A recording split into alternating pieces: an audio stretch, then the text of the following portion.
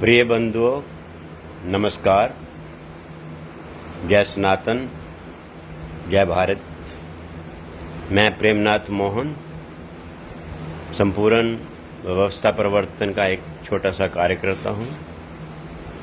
और पिछली कड़ी में मैंने शिक्षा के क्षेत्र में कुछ अपने विचार बताए थे, और इस बार ये वीडियो में भारत के राजनीति का अपराधीकरण और हमारा समाज और भारत की राजनीति को संचालन करने के लिए लोकतंत्र, इसके ऊपर विचार करने के लिए आपसे बातचीत करना चाह रहा हूं।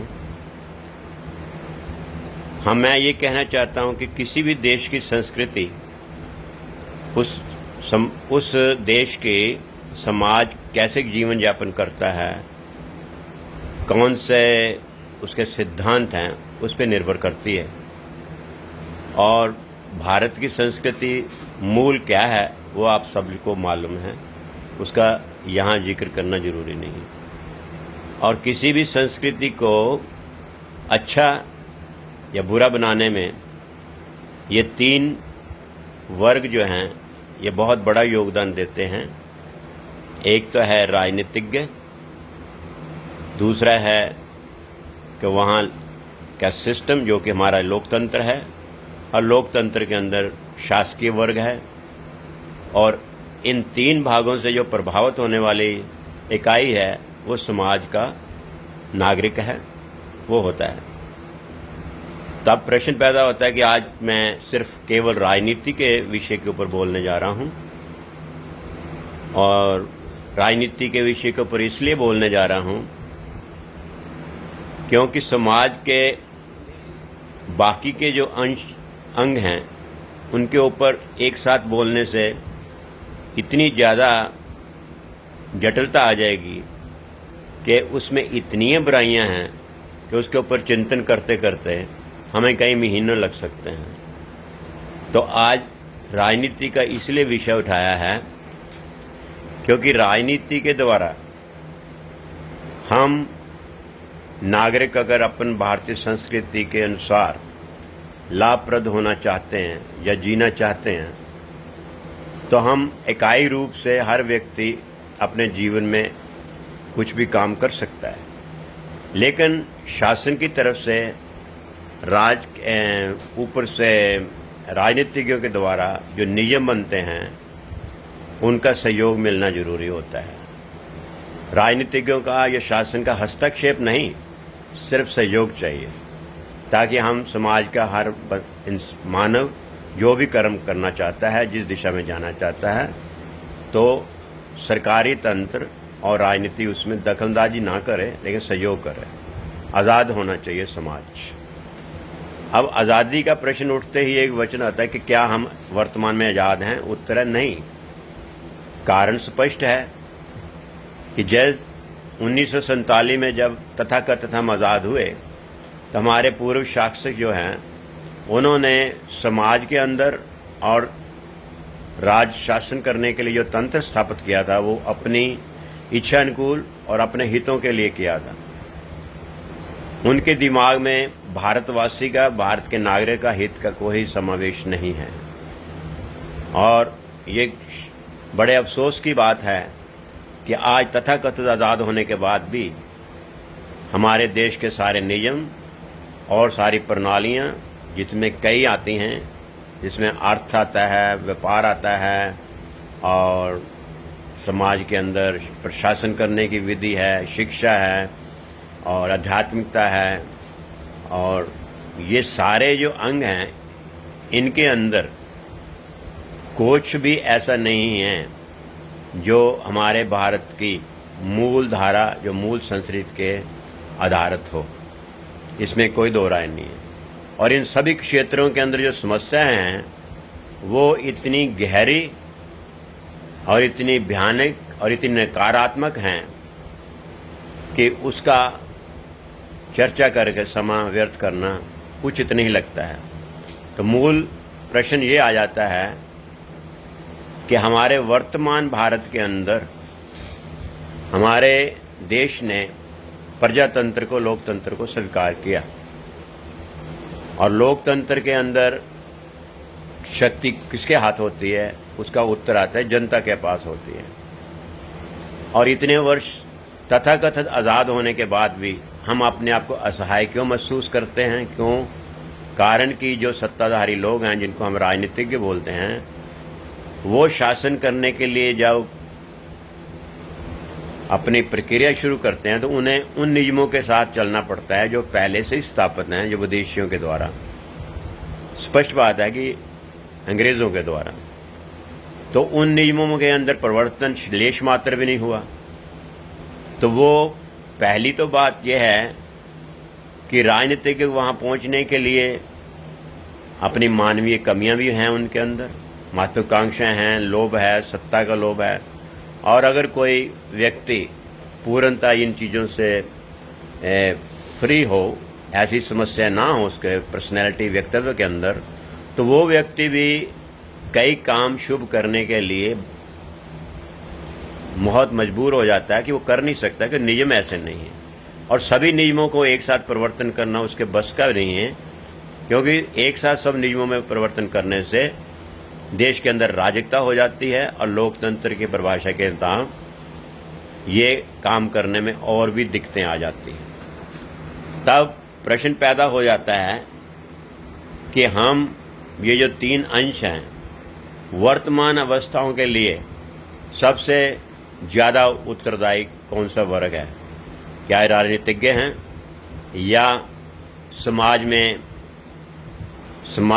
तंत्र को चलाने वाले जो कर्मचारी हैं, राजकीय कर्मचारी हैं, प्रांत हैं, क्या वो हैं, या समाज के हर व्यक्ति अपने आप में हैं? इनमें दायित्व किसका ज़्यादा है? तो पूरा विश्लेषण करने के बाद निर्णय यही लगता है कि राज को चलाने के लिए, देश को चलाने के लिए, और वो भी विशेषकर अगर लोकतंत्र हो, तो सबसे ज़्यादा अधिक उत्तरदायित्व देश के नागरिक का होता है, क्योंकि नागरिक के हाथ में बहुत शक्ति दी हुई है लोकतंत्र ने। वो जिस भी दिशा में जाना चाहता है, अगर समस्याओं को दूर करना चाहता है, तो इससे पहले कि वैसे राजनीतिकों को ऊपर भेजे, वो ऐसे राजनीतिकों को ऊपर भेजना चाहिए उसको चुनाव करके, जो उनकी भाव के अनुसार जनता की हित के लिए नियमों में परिवर्तन कर सकता हो और उसको करने की इच्छा भी हो, और उसको ये सबल हो कि मेरे पीछे समाज का सहयोग है। तब वो बिना किसी झिझक के कुछ शुभ कार्य, हितकारी कार्य देश के लिए कर सकता है। अब प्रश्न पैदा होता है कि अगर मान लीजिए हम समाज के व्यक्ति किसी व्यक्ति को चुनाव के टाइम भेजने की जो अधिकार हमें दिया गया है, क्या हमने उस चुनाव करने में पिछले समय के अंदर हमने जिम्मेवारी निभाई? हमने अपना उत्तरदायित्व ईमानदारी से निभाया? उत्तर है नहीं निभाया। कारण क्या है कि हम नागरिकों के अंदर अपने 3 प्रमुख कारण हैं। एक कारण है कि उनके भाव ही नहीं हैं, कुछ भी राजनीतिकों के प्रति कि वो क्या करते हैं क्या नहीं करते हैं, वो निष्पक्ष रहते हैं, या अपने आप को असहाय मानते हैं कि हम कुछ कर ही नहीं सकते, जो कि नीचे गांव में, ग्राम में और कई ऐसे लेवल के ऊपर लोग हैं जो शिक्षित नहीं हैं, उनको इस बातों में रुचि नहीं है। दूसरा वर्ग है जो कि वर्तमान युग के अंदर, माया प्रधान युग के अंदर, वो अपनी भौतिक, अपनी पारिवारिक और अपनी महत्वाकांक्षाओं को पूर्ति करने में लगा हुआ है। उसके पास ऐसे देश के हित की बात करना, सुनना, उसके लिए कोई विचार करना, राय देना, उसके पास समय नहीं है। अब इस दोनों हमारे देश की जनता की जो कमज़ोरी है, उसको देखते हुए जो अपराधी भावना के लोग हैं, वो राजनीति में बड़े सहज से प्रवेश कर जाते हैं। वो आप लोगों को, अलग अलग वर्ग को अलग अलग तरीके से डील कर लेते हैं। गरीबों को वो लालच दे देते हैं, मध्य वर्ग को लालच दे देते हैं, और ऊपरी वर्ग को उनके हितों की पूर्ति करने का वायदा करके वो ऊपर नियम ऐसे बनाते हैं जिससे सभी को, राजनीतिज्ञों को और आर्थिक रूप से संपन्न लोगों को लाभ हो सके। उसमें पूरे भारत का, पूरे देश का हित का कहीं चिंतन नहीं होता। ये ऐसा हो चुका है और हो रहा है। आप किसी भी क्षेत्र को उठा लीजिए, उसमें जगह जगह हर विषय के ऊपर आपको त्रुटियां ही मिलेंगी, और उन त्रुटियों को दूर करने की कोई आशा कहीं दूर दूर तक दिखाई नहीं देती है। तो क्या उत्तर ये आता है क्या हम निराश होकर बैठ जाएं? नहीं। तो फिर अगर निराश होकर नहीं बैठना तो हम करें क्या, कैसे करें? उत्तर ये है कि हमें सबसे पहले देखना है कि सबसे अधिक दायित्व किसका है। उत्तर मैंने पहले दे दिया कि वो नागरिकों का है। तो नागरिकों को अपना ये दायित्व पूरी ईमानदारी से निभाना चाहिए कि जिस भी उम्मीदवार को हम सत्ता में चुनाव करके भेजते हैं, उसके मनोभाव के अंदर देश का हित के अतिरिक्त कुछ नहीं होना चाहिए। उसका व्यक्तिगत स्वार्थ, पारिवारिक स्वार्थ, महत्वाकांक्षाएं से वो रहित होना चाहिए। वो हमसे कहीं ज़्यादा अधिक देश प्रेमी भाव होना चाहिए। ये नहीं मैं कह रहा हूँ कि हमारे में देश प्रेम नहीं होना चाहिए, हमारे में भी होना चाहिए, जहाँ पे हमारे स्तर का है। हम जहाँ समाज में विचरण करते हैं और समाज में काम करते हैं, हमारे अलग अलग क्षेत्र हैं। व्यापार हो सकता है, कर्मचारी वर्ग हो सकते हैं, मजदूर वर्ग हो सकते हैं। जहाँ जहाँ भी हैं हम समाज में, वहाँ हमें भी उतनी ही ईमानदारी से देश के प्रति भाव रखते हुए कर्म करना होगा। लेकिन जब हम राजनेता को भेजते हैं तो उसके अंदर ये गुण का होना अति और प्राथमिकता के रूप में होना जरूरी है। तब प्रश्न पैदा हो जाता है कि हमारे में इतनी शक्ति है कहाँ। उत्तर ये है कि हम जब चुनाव करते हैं तो चुनाव में तो हमें पूरे देश भर में से कुछ सैकड़े लोग ही चुनाव करके भेजने हैं, जबकि हमारी संख्या कई करोड़ों में है।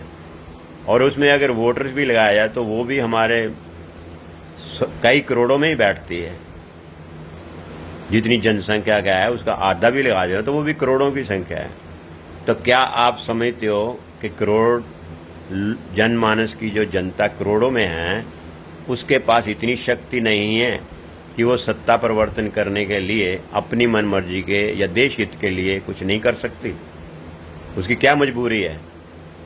उनकी मजबूरी वही है जो मैं पहले जिक्र कर चुका हूँ कि वो या लोभ में आ जाते हैं, या अपने आप को शिक्षित और जागृत नहीं होते, उनको पता ही नहीं है क्या हो रहा होता है, या बड़े ऊपरी स्तर के वो भ्रष्टाचार में लिप्त होते हैं स्वयं ही, और वो स्वीकार कर लेते हैं कि राजनेता ऊपर जाके वो भी भ्रष्टाचार और देश के विरुद्ध कार्य करने की छूट दे देते हैं। तो इस प्रकार से हम अपनी शक्ति खुद ही कम कर लेते हैं। हमको एक अच्छा नागरिक होने के नाते हमको इन कमियों से पहले अपने आप को दूर करना है। ये हमारा पहला काम होगा।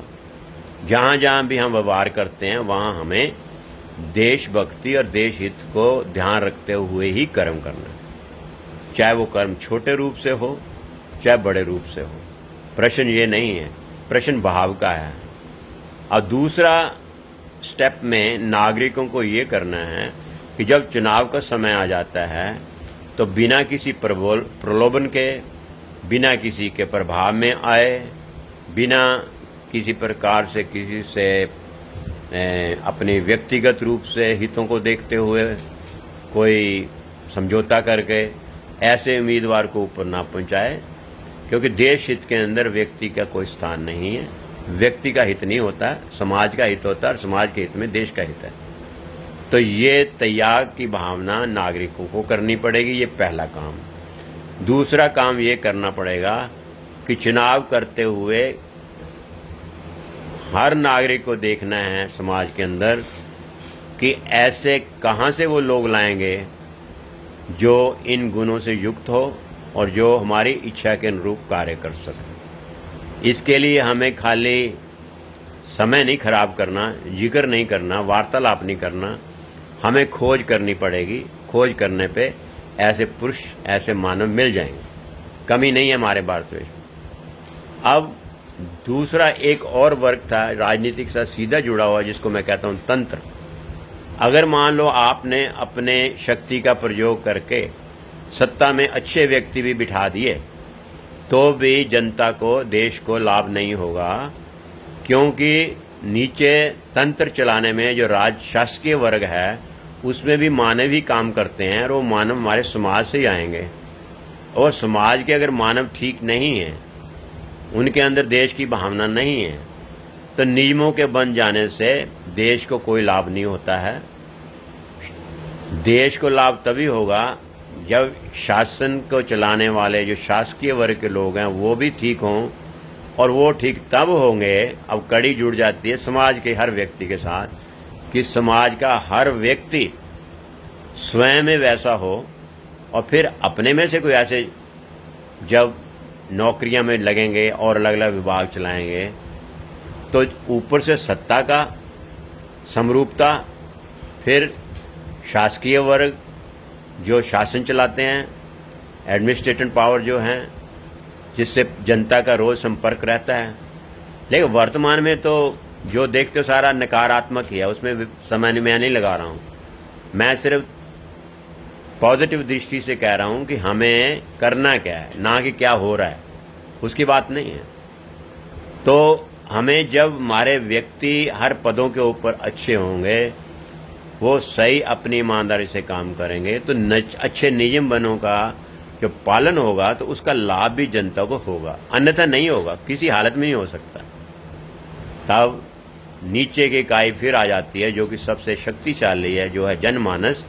जनमानस के अंदर भाव होना चाहिए, जनमानस के अंदर अपना आत्मविश्लेषण होना चाहिए पहले, और अपने जीवन यापन करने की जो शैली है, जिस तरीके से वो जी रहे हैं, जैसा वो समाज चाहते हैं, उनको देखना होगा कि हम खुद पारिवारिक स्तर पे वैसा जीवन जी रहे हैं। अगर उनको लगता है कि हम जी रहे हैं, जो कि है नहीं, मुझे मालूम है, तो नहीं है तो वहाँ ये तो नहीं है कि निराश फिर हो जाएं, नहीं है तो शुरू हो जाओ।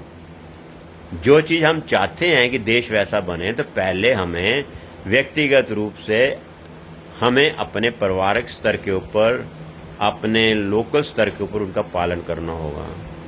जब वो करेंगे तो फिर उसके बाद हमें जो दूसरा वर्ग था जिसको मैंने कहा शासन चलाने वाले, वो कर्मचारी सही होंगे। और जब चुनाव का समय आएगा, जिसकी शक्ति हर व्यक्ति के हाथ में है, जिसका नाम वोट होता है, तो हम सही उम्मीदवार को उचित मानते हुए, जो कि देश हित में और समाज हित में कार्य करे और अपनी पुरानी संस्कृति के मूल्यों को स्थापित करता हुआ चले, तो तब हम उसका ढूंढ के ऐसे व्यक्ति को लेके उसको जिता के उसको सत्ता देंगे, तो तब वो व्यक्ति बिना किसी रोक टोक के शासन कर सकेगा। यहाँ पे एक और बाधा जो पहले आ चुकी है राजनीति में, कि राजनीतिक लोगों में अपराधीकरण इसीलिए हो जाता है कि जब वो सत्ता मिल जाती है तो सभी एक ही विचारधारा के लोग सत्ता में नहीं पहुंच सकते हैं, जो स्वाभाविक है। लेकिन अगर नकारात्मक या हमारे विरोधी पक्ष की विचारधारा के लोग भी जब सत्ता में होंगे, और हमारी विचारधारा के लोग जो होंगे, उनको उनसे निपटना पड़ेगा, और वो लोग हमको हमारे काम करने में बाधा डाल रहे हैं। और बाधा डालने का आप लोग पिछले समय के अंदर कई सालों से देख ही चुके हैं कि हमारे सिस्टम के अंदर हमारे जितने भी विभाग हैं, चाहे न्यायपालिका हो, चाहे अपना पार्लियामेंट हो, लोकसभा हो, सब क्षेत्रों के अंदर वो विपरीत विधि वाले, विपरीत विचारधारा वाले लोग, जिनका देश के हित के लिए कहीं चिंतन की जगह नहीं है, उनके एजेंडा, उनके लक्ष्य दूसरे हैं, वो लोग अगर सहयोग नहीं करते तो वहाँ तक तो सहमत है, लेकिन वो रुकावटें डालते हैं। तो मैं ये प्रश्न इसलिए उठा रहा हूं कि जब वो रुकावटें डालते हैं तो उन जो सत्ताधारियों को चुनाव करके हम भेजते हैं, वो अपने सत्ता में बने रहने के लिए वो कई तरह के प्रपंच रच लेते हैं, जहां से मूल रूप से उसमें अर्थ भी आता है और हमारे द्वारा ही चुने हुए लोग वो भ्रष्ट हो जाते हैं और अपराध की दृष्टि में चले जाते हैं। और मानवीय स्वभाव के मुताबिक जो वर्तमान में युग में लोभ है नाम की चीज़ है, अर्थ प्रधानता का युग है, तो वो भी उससे ग्रस्त होकर पथभ्रष्ट हो जाते हैं और जिस उद्देश्य को लेके हमने भेजा होता है वो उद्देश्य पूरा नहीं हो सकता। तो इसका मतलब ये है कि हमें अत्यधिक प्रतिशत जो सदस्य ऊपर जाएं वो देश के हित के लिए हों और देश के समर्पित हों और इसके अतिरिक्त व्यक्तिगत रूप के व्यक्तिगत स्तर के ऊपर उनके अंदर कोई ऐसा स्वार्थ भाव ना हो। वो हमें थोड़े प्रतिशत में नहीं, काफ़ी उच्चतम प्रतिशत में भेजने होंगे और उसको भेजने के बाद हमारी जिम्मेवारी शुरू हो जाएगी कि हम निरंतर उनके ऊपर प्रभाव भी रखेंगे और उनके ऊपर प्रभाव होने के साथ सहयोग देंगे। उनको ऐसे नहीं छोड़ दें कि आप हमने तुम्हें चुनाव कर दिया, आप काम करके दिखाओ, ऐसा नहीं। हमको हर स्तर के ऊपर, हर क्षेत्र के ऊपर जिस विचारधारा के अनुरूप हमने लोगों को भेजा है, उसी विचारधारा के अनुरूप समाज के अंदर निगरानी और कर्म हमें भी करने होंगे। हमारी जिम्मेवारी राजनीतिकों से ज़्यादा है। अगर वो अपराधी हैं तो उसका कारण हम हैं, सुधार हमने करना है, हमारे अलावा और किसी ने नहीं करना है। इस विषय पे आधार पे रखते हुए आप विचार कीजिए कि हम क्या कर रहे हैं और क्या करना चाहिए। मेरे इन्हीं विचारों के साथ मैं आज की वार्तालाप को विराम देता हूं। आप लोगों का धन्यवाद कि आपने मेरी बात सुनी। जय भारत, जय सनातन, नमस्कार।